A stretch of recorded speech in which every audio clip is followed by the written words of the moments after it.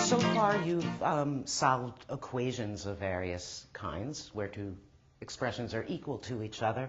Now we're going to talk about solving inequalities, a situation where one quantity is less than or greater than or less than or equal to or greater than or equal to another quantity.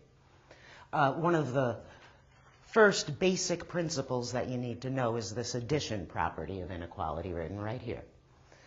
If A, B, and C are real numbers, then A is less than B, and this inequality here, A plus C is less than B plus C, are equivalent inequalities. A way to think about that is that if you add the same quantity to both sides of an inequality, here that same quantity would be C, you get an equivalent inequality. This principle also works for the other kinds of inequalities where the inequality symbol is less than or equal to, greater than or equal to. Over here, I want to explain why this property holds, this addition property of inequality. Here's a situation, this is a number line, and I've labeled a point on the number line as A and another point as B.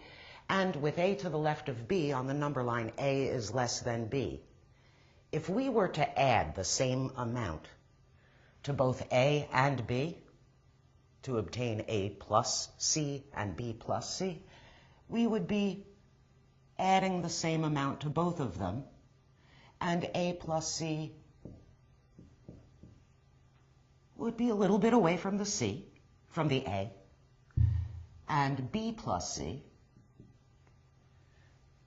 would shift from the B in the same manner. And you can see that the A plus C is less than the B plus C exactly because the A was less than B to begin with. So here's an example where we're going to use the addition property of inequality to solve an inequality for x. We're going to solve x minus 5 is less than negative 8. And what we're going to do is add the same quantity to both sides and get an equivalent inequality. Our goal, like when you solve an equation, is to isolate x on one side. So in this example, x is on the left, and in order to isolate it, this negative 5 needs to be dealt with. I'll add its opposite, positive 5, to both sides.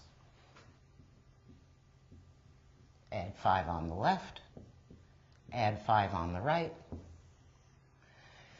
and the result that we get is x is less than, and negative 8 plus 5 is negative 3.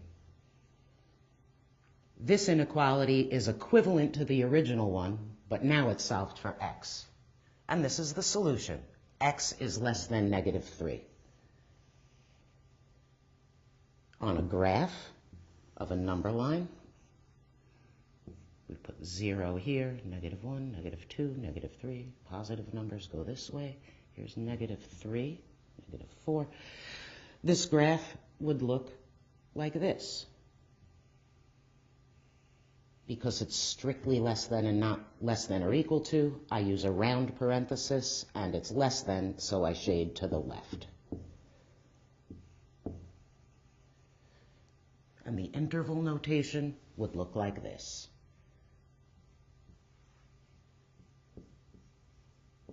On the graph, you can see that all the negative numbers to negative infinity will satisfy the inequality, and everything up to but not including the negative 3 will satisfy the inequality. So I use a round parenthesis here as well.